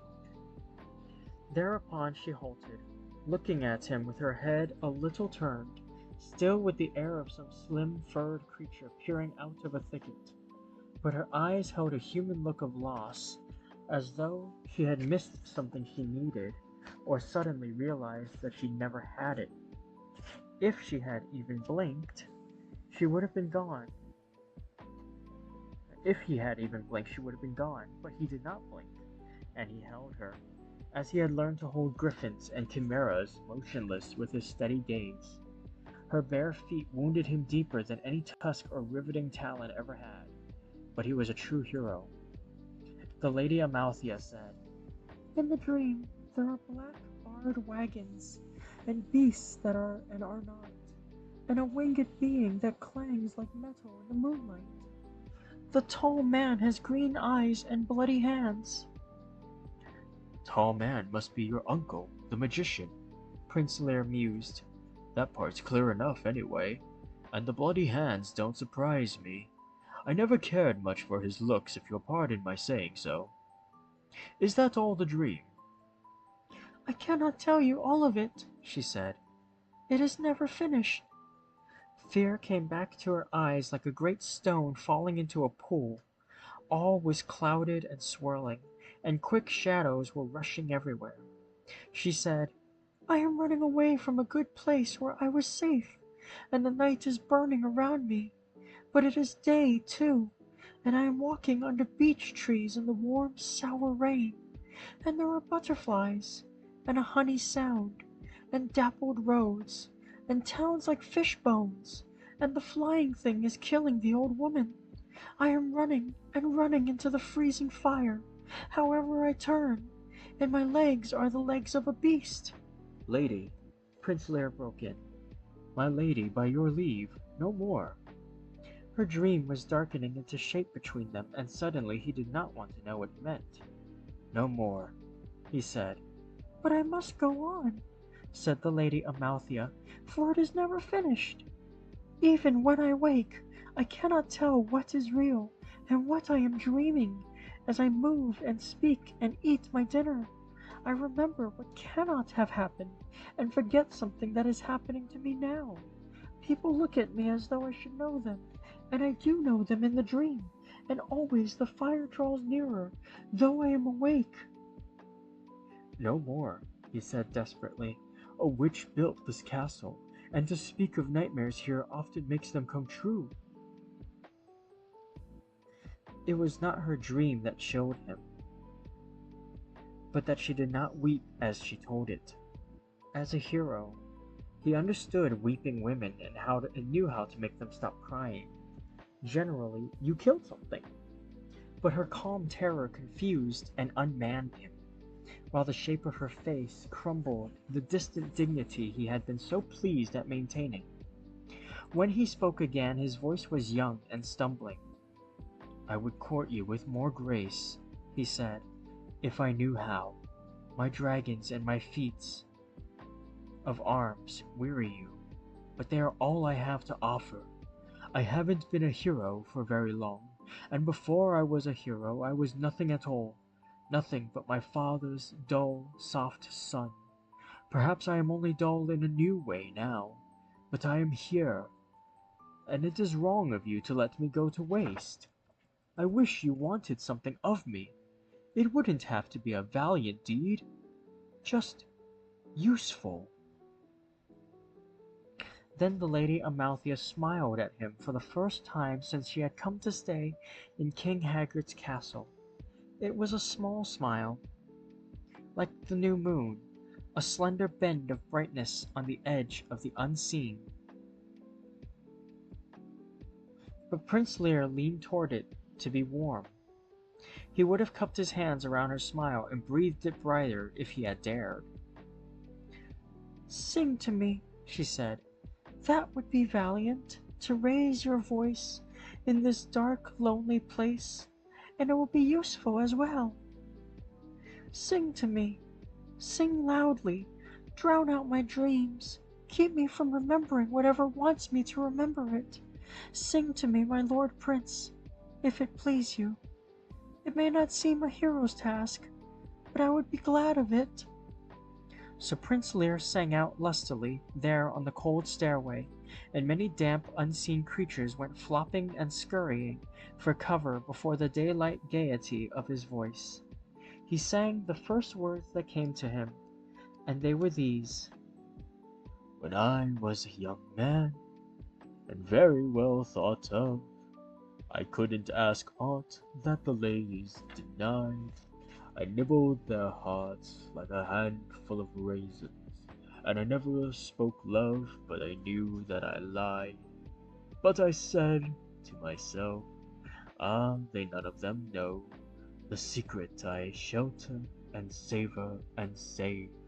I wait for the one who will see through my seeming, and I'll know when I love by the way I behave. The years drifted over like clouds in the heavens. The ladies went by me like snow on the wind. I charmed and I cheated, deceived and dissembled, and I sinned and I sinned, and I sinned and I sinned. But I said to myself, ah, they none of them see. There's part of me pure as the whisk of a wave. My lady is late, but you'll find I've been faithful, and I'll know when I love by the way I behave. At last came a lady, both knowing and tender, saying, you're not at all what they take you to be. I betrayed her before she had quite finished speaking, and she swallowed cold poison and jumped in the sea. And I say to myself, when there's time for a word, as I gracefully grow more debauched and depraved, love may be strong, but the habit is stronger, and I knew when I loved by the way I behaved. The Lady Amalthea laughed when he was done, and that sound seemed to set the old, old darkness of the castle hissing back from them both. "That was useful," she said. "Thank you, my lord."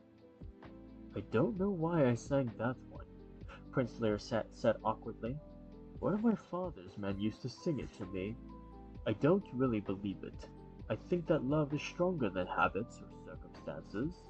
I think it is possible to keep yourself for someone for a long time and still remember why you were waiting when she comes at last. The Lady Amalthea smiled again, but she did not answer, and the prince took a single step closer to her. Marveling at his own boldness, he said softly, I would enter your sleep if I could, and guard you there, and slay the thing that hounds you, as I would if it had the courage to face me in fair daylight. But I cannot come in, unless you dream of me.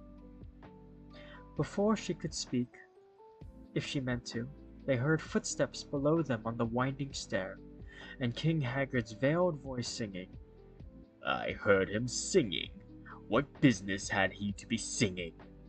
Then Schmendrick, the royal wizard, his own voice meek and hurried, Sire, it was but some heroic lay, some chanson de geste, such as he often sings when he rides out to glory, or rides home to renown. Be assured, your majesty, he never sings here, the king said, He sings continuously on his fool's wanderings, I'm sure, because that is what heroes do. But he was singing here, and not of battle and gallantry either, but of love. Where is she? I knew he was singing of love before I ever heard him, for the very stones shuddered as they do when the bull moves in the earth. Where is she? The prince and the Lady Amalthea looked at each other in the darkness, and in that moment they were side by side, though neither moved. With this came fear of the king, for whatever had been born between them, it might be something he wanted. A landing above them gave onto a corridor. They turned and ran together, though they could not see beyond their breaths. Her feet were as silent as the promise she had given him, but his own heavy boots rang exactly like boots on the stone floor. King Haggard made no pursuit, but his voice rustled down the hallway after them, whispering under the magician's words. Mice, my lord, beyond a doubt. Fortunately, I am possessed of a singular spell. Let them run, the king said. It suits me well that they should run. When they stopped running, wherever they stopped, they looked at each other again. So the winter whined and crept along, not toward any spring, but toward the brief devouring summer of King Haggard's country. Life in the castle went on in the silence that fills a place where no one hopes for anything. Molly Grew cooked and laundered, scrubbed stone, mended armor, and sharpened swords. She chopped wood, milled flour, groomed horses and cleaned their stalls, melted down stolen gold and silver for the king's coffers, and made bricks without straw. And in the evenings, before she went to bed, she usually read over Prince Lear's new poems to the Lady Amalthea and praised them and corrected the spelling.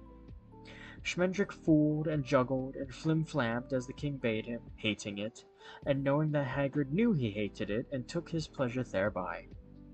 He never again suggested to Molly that they escape from the castle before Haggard made sure of the truth of the Lady Amalthea, but he no longer sought to discover the secret way down to the Red Bull, even when he was allowed time to himself. He seemed to have surrendered, not to the king, but to some far older, crueler enemy that had caught up with him at last, this winter in his place. The Lady Amalthea grew as much more beautiful every day as the day was grimmer and gloomier than the one before. The old men-at-arms, coming down drenched and shivering from walking their posts in the rain, or in from stealing things for the king, opened as quietly as flowers when they met her on the stairs or in the hallways. She would smile at them and speak gently, but when she had passed by, the castle always seemed darker than ever, and the wind outside would rattle the thick sky like a sheet on a clothesline. For her beauty was human and doomed, and there was no comfort in it for old men. They could only draw their dripping cloaks tighter and limp on down to the small fire in the scullery. But the Lady Amalthea and Prince Lear walked and spoke, and sang together as blithely as though King Haggard's castle had become a green wood, wild and shadowy with spring. They climbed the crooked towers like hills, picnicked in stone meadows under a stone sky, and splashed up and down stairways that had softened and quickened into streams. He told her everything he knew, and what he thought about all of it, and happily invented a life and opinions for her, which she helped him do by listening. Nor was she deceiving him, for she truly remembered nothing before the castle and him. She began and ended with Prince Lear, except for the dreams, and they soon faded, as he had said they would. They seldom heard the hunting roar of the Red Bull at night any more, but when the hungering sound came to her ears, then she would be frightened, and the walls in the winter would grow up around them again, as though their spring were all of her making, her joy's gift to the prince. He would have held her at such times, but he had long known her dread of being touched. One afternoon the Lady Amalthea stood on the highest tower of the castle, watching for Prince Lear's return from an expedition against a brother-in-law of the ogre he had slain. For he still went out on occasional errantries, as he had told Molly he might. The sky was piled up over the valley of Hagsgate, the color of dirty soap, but it was not raining. Far below, the sea slid out toward the smoky horizon in hard bands of silver and green and kelpy brown. The ugly birds were restless. They flew out often, 2 and 3 together, circled swiftly over the water, and then returned to strut on the sand, chortling and cocking their heads at King Haggard's castle on the cliff. Sad soul, sad soul. The tide was low and near to turning. The Lady Amalthea began to sing, and her voice balanced and hovered in the cold air like another sort of bird. I am a king's daughter, and I grow old within the prison of my person, the shackles of my skin, and I would run away and beg from door to door. She did not remember having heard the song before, but the words pinched and plucked at her like children, trying to drag her back to some place that they wanted to see again. She moved her shoulders to get away from them. But I am not old, she said to herself, and I am no prisoner. I am the Lady Amalthea, beloved of Lear, who has come into my dreams, so that I may not doubt myself even while I sleep. Where could I have learned a song of sorrow? I am the Lady Amalthea, and I know only the songs that Prince Lear has taught me. She lifted a hand to touch the mark on her forehead. The sea wheeled by, calm as the zodiac, and the ugly birds screamed. It troubled her a little that the mark would not go away. Your Majesty, she said, though there had been no sound. She heard the rustling chuckle at her back and turned to see the king. He wore a gray cloak over his mail, but his head was bare. The black lines on his face showed where the fingernails of age had skidded down the hard skin, but he looked stronger than his son and wilder. You are quick for what you are, he said, but slow, I think, for what you were. It is said that love makes men swift and women slow. I will catch you at last if you love much more. She smiled at him without replying. She never knew what to say to the pale-eyed old man, whom she so rarely saw except as a movement on the edge of the solitude that she shared with Prince Lear. Then Armor winked down and winked deep in the valley, and she heard the scrape of a weary horse stumbling on stone. Your son is coming home, she said. Let us watch him together. King Haggard came slowly to stand beside her at the parapet, but he gave no more than a glance to the tiny glinting figure riding home. Nay, what concern have you or I with Lear, truly? He asked. He's none of mine, either by birth or belonging. I picked him up where someone else had set him down, thinking that I had never been happy and never had a son. It was pleasant enough at first, but it died quickly. All things die when I pick them up. I do not know why they die, but it has always been so, save for the one dear possession that has not turned cold and dull as I guarded it, the only thing that has ever belonged to me. His grim face gave the sudden starved leap of a sprung trap. And Lear will be no help to you in finding it, he said. He has never even known what it is. Without warning, the whole castle sang like a plucked string as the beast asleep at its root shifted its dire weight. The Lady Amalthea caught her balance easily, being well used to this, and said lightly, The Red Bull. But why do you think I have come to steal the bull? I have no kingdom to keep, and no wish for conquest. What would I do with him? How much does he eat? Do not mock me, the king answered. The Red Bull is no more mine than the boy is, and he does not eat, and he cannot be stolen. He serves anyone who has no fear, and I have no more fear than I have rest. Yet the Lady Amalthea saw forebodings sliding over the long gray face, scuttling in the shadows of brows and bones. Do not mock me, he said. Why will you play that you have forgotten your quest and that I am to remind you of it? I know what you have come for, and you know very well that I have it. Take it, then. Take it if you can. But do not dare to surrender now. The black wrinkles were all on edge, like knives. Prince Lear was singing as he rode, though the Lady Amalthea could not yet hear the words. She said quietly to the king, My lord, in all your castle, in all your realms, in all the kingdoms that the Red Bull may bring you, there is only one thing I desire, and you have just told me that he is not yours to give or to keep. Whatever it is you treasure that is not he, I truly wish you joy of it. Good day, your majesty. She moved toward the tower stairway, but he stood in her way and she paused, looking at him with her eyes as dark as hoofprints in snow. The Grey King smiled, and a strange kindness for him chilled her for an instant, for she suddenly fancied that they were somehow alike. But then he said, I know you. I almost knew you as soon as I saw you on the road, coming to my door with your cook and your clown. Since then, there is no movement of yours that has not betrayed you. A pace, a glance, a turn of the head, the flash of your throat as you breathe, even your way of standing perfectly still. They were all my spies. You have made me wonder for a little while, and in my own way, I am grateful. But your time is done. he looked seaward over his shoulder and suddenly stepped to the parapet with the thoughtless grace of a young man. The tide is turning, he said. Come and see it. Come here. He spoke very softly, but his voice suddenly held the crying of the ugly birds of the shore. Come here, he said fiercely. Come here, I won't touch you.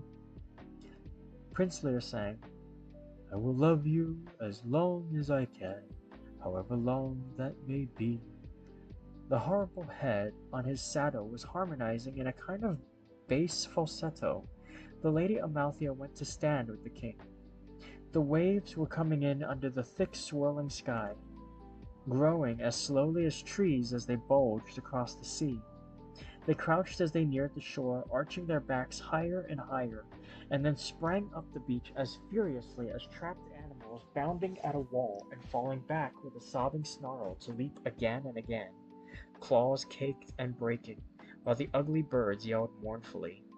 The waves were gray and green as pigeons until they broke, and then they were the color of the hair that blew across her eyes. There, a strange high voice said to her.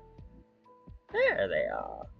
King Haggard was grinning at her and pointing down to the white water. There they are, he said, laughing like a frightened child. There they are. Say that they are not your people. Say that you did not come here searching for them. Say now that you have stayed all winter in my castle for love. He could not wait for her answer, but turned away to look at the waves. His face was changed beyond believing, delight coloring the somber skin, rounding over the cheekbones, and loosening the bowstring mouth.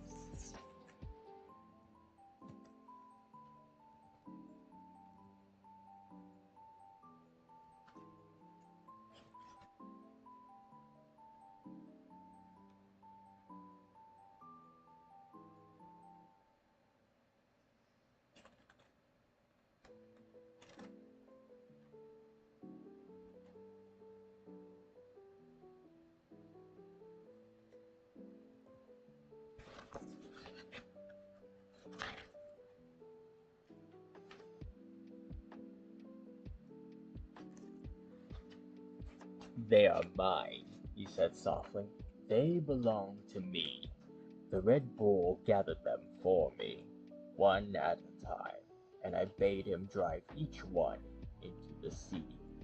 What better place could there be to keep unicorns? And what other cage could hold them?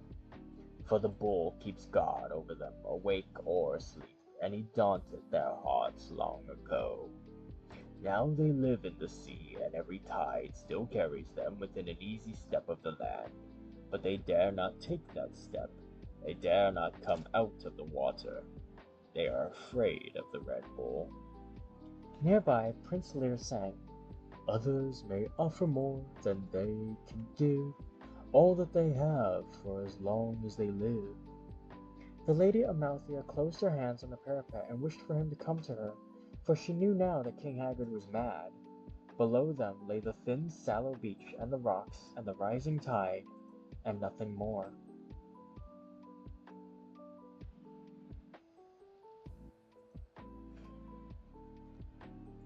I like to watch them. They fill me with joy. The childish voice was all but singing. I'm sure it is joy. The first time I felt it, I thought I was going to die. There were two of them in the early morning shadows. One was drinking from a stream, and the other was resting her head on his back. I thought I was going to die.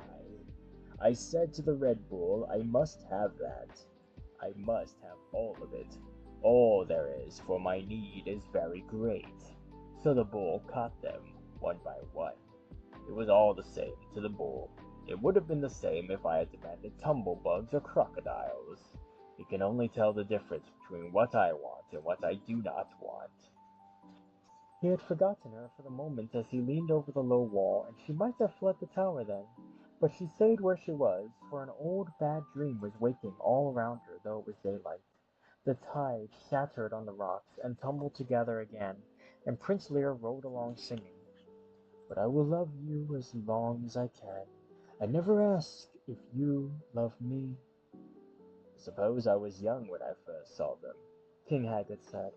Now I must be old. At least I have picked many more things up than I had then, and put them all down again.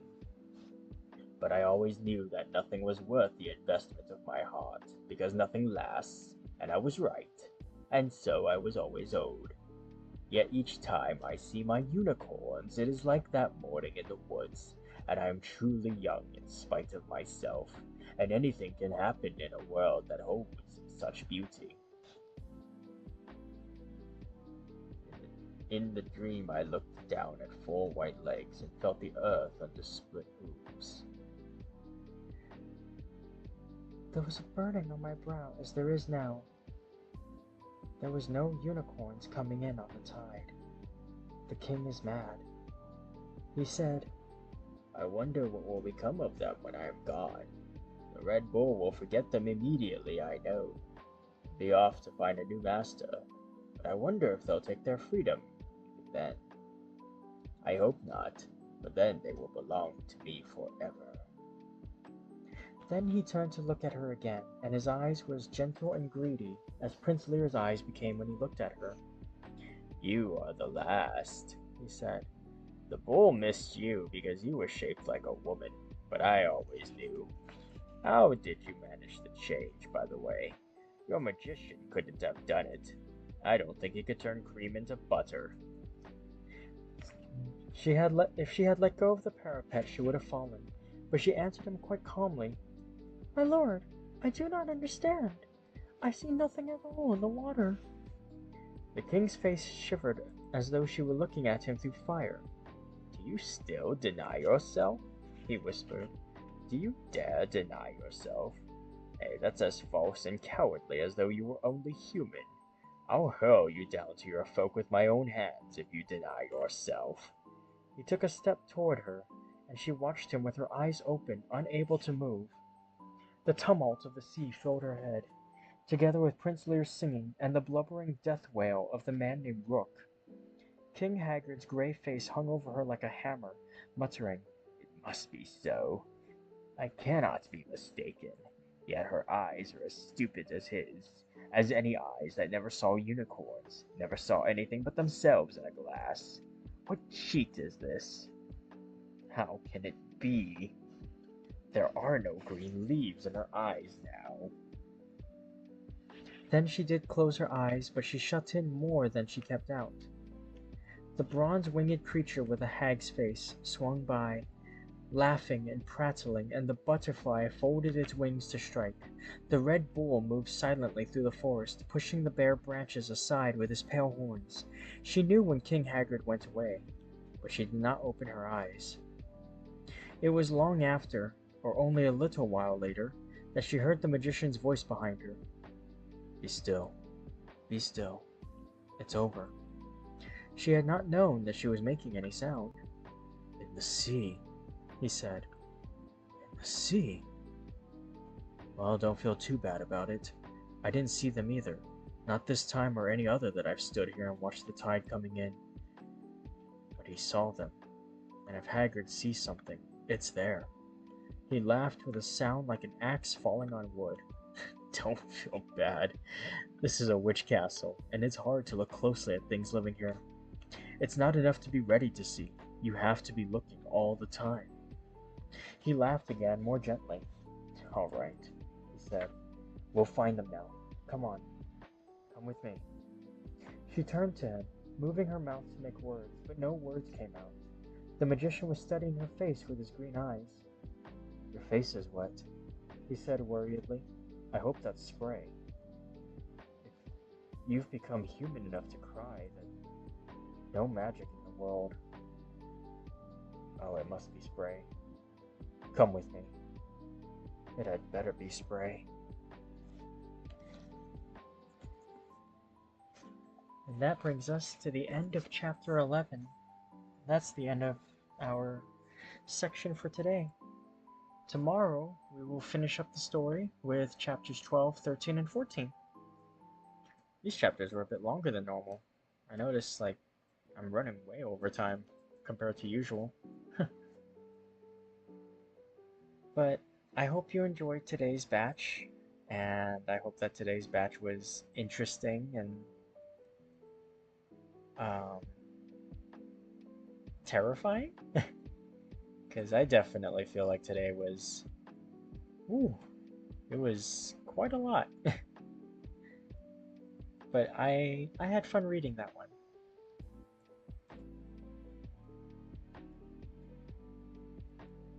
I hope that you guys had fun listening as well.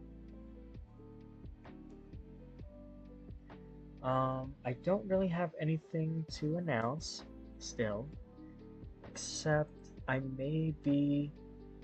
this may be the last story that I do on this channel for a while.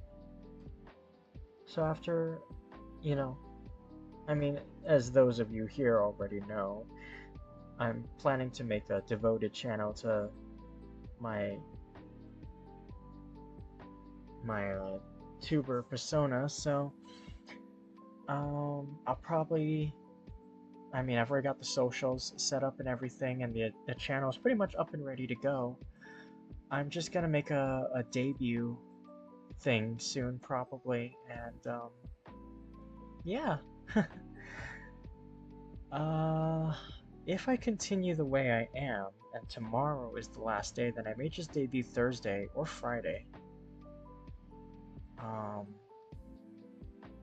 But whichever day I debut, it'll be with the Sherlock Holmes story, A Sign of Four, which is the second adventure ever after A Study in Scarlet. So, yeah, don't really have much else to say. I'm thankful for everybody who came by today. Thank you very much as usual for being such a lovely audience. You guys are wonderful, and I can't wait to see where this goes. I'll probably still do stuff on this channel now and again, but it'll probably be like either short stories or just some other stuff when I feel like it, or I might just go back to having this be a bit of an inactive channel until whatever. But, we'll see what happens, and I'm very thankful for everyone who's coming along on this silly ride. So, I will be back tomorrow to finish up this story. And yeah. So with that said, make sure you guys eat well, stay hydrated, get some good rest, and as always, make sure to unshrimp yourselves. I love you all very much, my Rainiacs. Take good care, okay? Be kind to yourself and be excellent to each other. See you tomorrow, everybody. Bye.